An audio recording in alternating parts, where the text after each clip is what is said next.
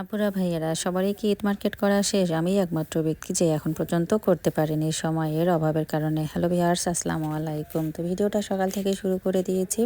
এই তো শাশুড়ি আম্মাকে ফলো আপের জন্য নিয়ে যাচ্ছে ডাক্তারের কাছে। ডাক্তার ঢাকা থেকে সিরাজগঞ্জে আসবে আজকে শুক্রবার, তো এই জন্য হাতের কাছেই যেহেতু আসতেছে, তো আজকেই হচ্ছে ডাক্তার আবার ওখানে ডেকেছে। তো ওখানে গিয়ে হচ্ছে আজকে আমার শাশুড়ি আমার সেলাই কেটে নিয়ে আসবে মাথার। তাই সকালবেলায় হচ্ছে আমার এই তো মেজো দুলাভাই এবং মেজো ননাস, তার সঙ্গে হচ্ছে সেজো ননাস, সবাই মিলে এই তো যাচ্ছে আমার শাশুড়ি আম্মাকে নিয়ে। আর আপনাদের ভাইয়ের হচ্ছে ডিউটি আছে, এজন্যই ও যেতে পারলো না। তো শাশুড়ি আমাকে বিদায় দেওয়ার পর সকাল সকাল ভেবেছিলাম সব কাজ গুছিয়ে আজকে একটু নিশ্চিন্তে ঘুমাবো আমি আর আমার বড় ভাগ্নি। তো এই কথা বলে ও এক রুমে আর আমি আর এক রুমে হচ্ছে তো আসলাম। তো ঘুম আর কোথায়, যাই হোক একটু শুয়েছি।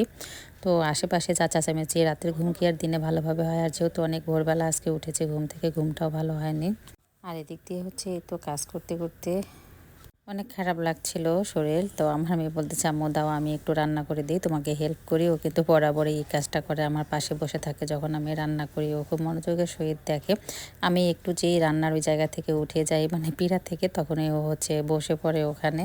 তো আজকে হচ্ছে তো মাওয়া মাছ আর ট্যাংরা মাছ দিয়ে আমি মিষ্টি কুমড়াটা রান্না করতেছি। আর তার সঙ্গে হচ্ছে একটু মূলা ভাজি করব এবং ছিম আলু ভাজি, আর সেহেরির জন্য হচ্ছে গরুর মাংস রান্না করব। তো সব কিছু হচ্ছে তো কেটে বেছে আগে রেডি করে নিয়েছি। আর এদিক দিয়ে হচ্ছে একটার পর একটা বসে এখন রান্নাগুলো করতেছি। এর মাঝখানে আবার হচ্ছে তো সালাদটাও কেটে রেডি করে নিলাম। আবার হচ্ছে রুমে গিয়ে একটু শরবতটাও বানিয়ে নিলাম। আমার ছেলে তো হচ্ছে অনেক ব্যস্ত, ও বন্ধুদেরকে নিয়ে বসে খেলা দেখতেছে। তো আজকে ফ্রিজ থেকে হচ্ছে তো ডয়ারটা বের করেছি, বের করে দেখি ওখানে হচ্ছে নিচে টমেটোগুলো পড়ে একেবারে নষ্ট হয়ে গিয়েছে কয়েকটা টমেটো। আর এর মধ্যে হচ্ছে ছিম ছিল এবং মূলা ছিল, বেশ কয়েকদিনই হয়ে গেল মূলাগুলো নিয়ে আসার। তাই ভাবলাম যে এগুলো হচ্ছে একটু অন্যভাবে রান্না করি। যে দেখেন রান্না করতে করতে এদিক দিয়ে হচ্ছে আমার শাশুড়ি আম্মা তো চলে আসছে। আর সিরাজগঞ্জ যেহেতু কাছে, আজকেই হচ্ছে ওরা 9টার দিকে রওনা করেছে। আর এদিক দিয়ে দেখেন 5:30টার মধ্যেই চলে আসছে ইফতারের আগে আগে। মাশাল্লাহ, সব কিছুই ঠিকঠাক আছে আমার শাশুড়ি আমার। এখন শুধু হচ্ছে খাওয়া দাওয়া ভালোভাবে করাইতে হবে টাইমলি, আর তার সঙ্গে হচ্ছে একটু ওনাকে নিয়ে ব্যায়াম করাইতে হবে, হাঁটাচলা করতে হবে। সবাই আপনাদের দোয়া এবং ভালোবাসা আর একটু দোয়া রাখবেন আমার পরিবারের সবাইকে নিয়ে, যেন ভালো থাকতে পারি সব সময়। তো রমজান মাস, বাজারে যা সবজির দাম, তার উপর সবজি কিন্তু একেবারেই নষ্ট করতে ইচ্ছে করে না। তাই মূলাগুলো চিকন করে কেটে নিলাম, আর সিম আলুটাও ভাজি করে নিলাম। এরকম বিচেওয়ালা সিম কিন্তু আমার পরিবারের সবার অনেক পছন্দের। তো এই দিক দিয়ে হচ্ছে এই তো নিমক পোড়াও বানিয়ে নিলাম।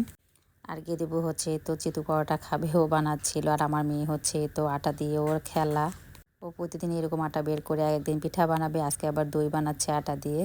আমার মেজুতুল্লাহ ভাই আবার এই তো আসার সময় বগুড়া থেকে দই নিয়ে আসছে। বগুড়ার এই দইটা খেতে কিন্তু অনেক ভালো লাগে।